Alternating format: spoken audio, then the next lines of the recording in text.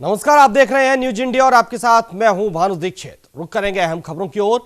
गृह मंत्री अमित शाह ने जम्मू कश्मीर के गुपकार गुट को गुपकार गैंग करार दिया है। अमित शाह ने कांग्रेस नेतृत्व से सवाल करते हुए कहा कि यह गैंग जम्मू कश्मीर में विदेशी ताकतों का दखल चाहता है, हमारे राष्ट्र ध्वज का अपमान करता है।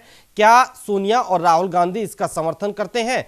तो वहीं अमित शाह ने कहा कि वे गुपकार गुट को कहना चाहते हैं कि ये लोग देश के मूड के साथ चले वरना खत्म हो जाएंगे। अमित शाह ने एक के बाद एक 3 ट्वीट किए और गुपकार गुट के नेताओं और कांग्रेस पर तीखे हमले किए।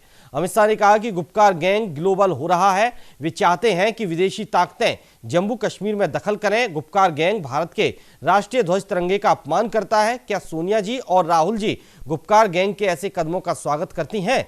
उन्हें अपना रुख पूरी तरह से साफ करना चाहिए। तो वहीं अमित शाह ने कहा कि कांग्रेस और गुपकार गैंग जम्मू कश्मीर को आतंक और अव्यवस्था के दौर में ले जाना चाहते हैं। ये लोग दलितों, महिलाओं और आदिवासियों का अधिकार छीनना चाहते हैं, जिसे कि हमने अनुच्छेद 370 हटाकर इन लोगों को दिया है। अमित शाह ने कहा कि इसलिए इन लोगों को हर जगह खारिज किया जा रहा है। अमित शाह जी की जो ये बात है उसमें कोई दम नहीं है। वो इसलिए कि जिसको आज वो गुपकर गैंग कह रहे हैं या जिसको एंटी सोशल या राष्ट्र एंटी नेशनल कह रहे हैं, ये वही लोग हैं जिनके साथ भारतीय जनता पार्टी ने समय समय पर सरकारें बनाई हैं, उनको सरकार में शामिल किया है, उनका समर्थन लिया है। आज वो देशद्रोही हो गए।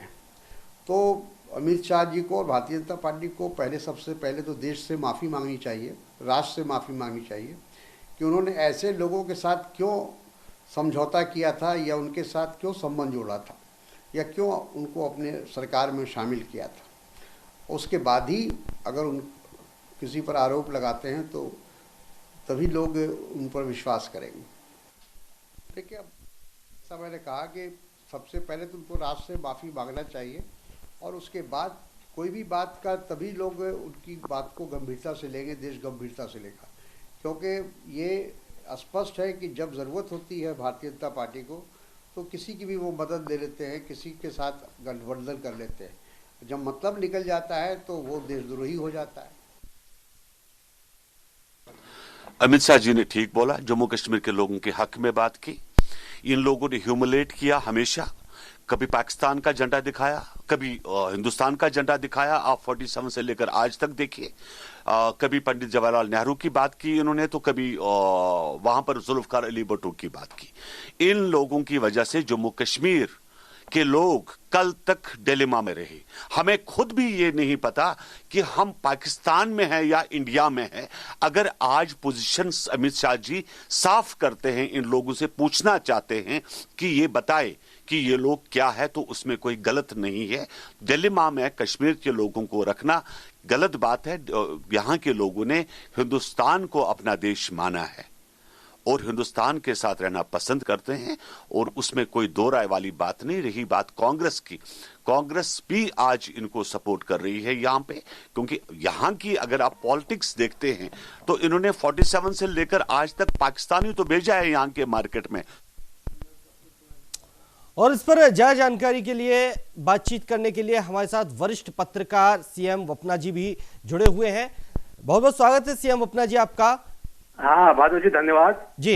सर, गुपकार गैंग बोल दिया है अब तो अमित शाह ने, वो कहते हैं कि ये एक गैंग है और कहीं ना कहीं ये विदेशी ताकतों को यहां लाना चाहता है।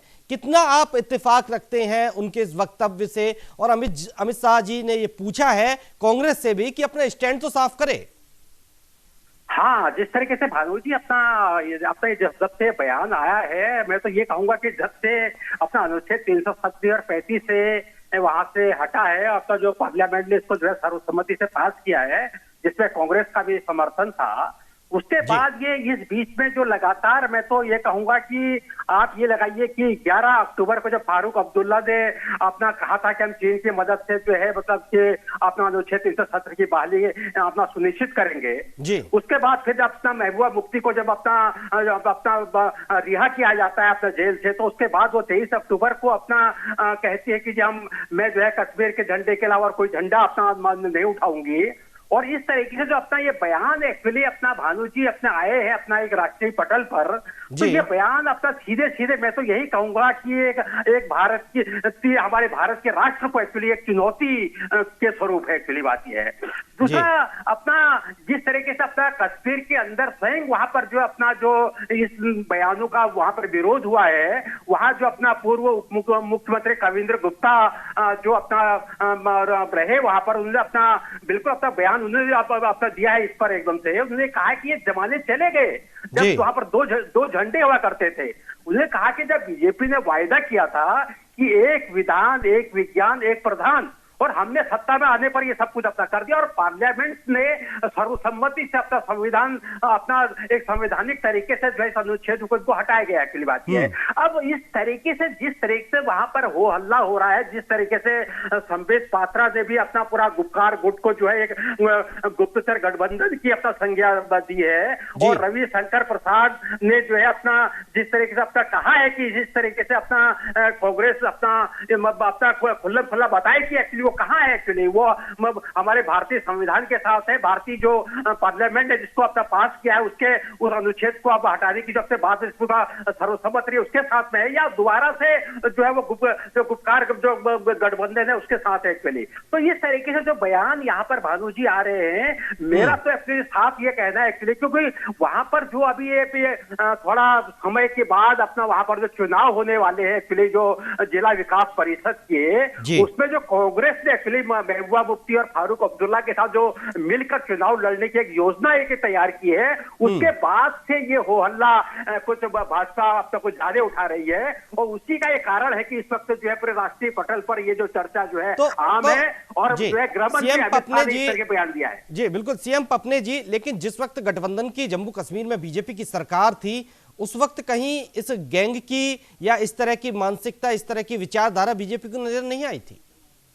हाँ बिल्कुल बिल्कुल, दरअसल ये सवाल उठते हैं, लेकिन दरअसल ऐसा है कि भानु जी उस वक्त दरअसल ये ऐसे कोई मुद्दे नहीं थे, ये सारे मुद्दे उसके बाद उठे जब अपना अनुच्छेद 370 को हटाया गया, 35A को हटाया गया, उसके बाद से धीरे धीरे करके जो अब ये अपना फिर दूसरा जितने भी हमारे कश्मीर के जितने भी नेतागण थे वो सारे अपना या तो अपना जो है अपना पूरा उनको अपना जेलों के अंदर अपना ठूसा हुआ था, या फिर उनको जो है अपना नजरबंदी किया हुआ था। उसको छूटने के बाद जिस तरीके से वहां पर एक टाइम टू टाइम डिमांड उठ रही थी, एक मांग उठ रही थी कि वहां पर जो है अपना राष्ट्रपति शासन को हटाया जाए, वहां पर जो है सुशासन लाया जाए, इस तरह की जो ये सारी गतिविधियां हो रही, और जिस तरह के आतंकवादी भी अपना जो है वहां पर अपना एक पनाहगार उन्होंने बना दिया था पूरा अपना कश्मीर को, और पूरे हमारा पूरे 2900 किलोमीटर के हमारे पाकिस्तान और अपना बॉर्डर को जिस तरह अपना चीन ने अपना 3400 किलोमीटर के बॉर्डर को हमारा जिस तरह से पूरा अपने आतंकवाद का एक पूरा डेरा बना लिया था। एक्चुअली बात यह है, तो इससे देश के अंदर इस तरह के सवाल उठने अपना लाजमी थे, और छूटने के बाद जब उनको छोड़ दिया गया तो उसके बाद इस तरीके से ये सारी गतिविधियां शुरू हो गई। यानी कि ये सिद्ध करता है भानु जी कि कश्मीर के अंदर आतंकवाद जो है लगातार बना रहेगा, और इस तरीके से अगर हम लोग अपने एक देश के अंदर इस तरीके से अगर जो बयानबाजियां चल रही है, जब पार्लियामेंट ने किसी चीज को पास कर दिया है भानु जी, उसके बाद ये मैं तो समझता हूं कि इन चीजों की कोई वक्त नहीं है। एक्चुअली बात यह है, अगर वक्त है तो इन लोगों को गिरफ्तार किया जाए और इनको अंदर दोबारा से अंदर किया जाए एकदम से। जी बिल्कुल, बहुत बहुत शुक्रिया सीएम पपने जी आपका हमारे साथ जुड़ने के लिए, तमाम बातचीत के लिए।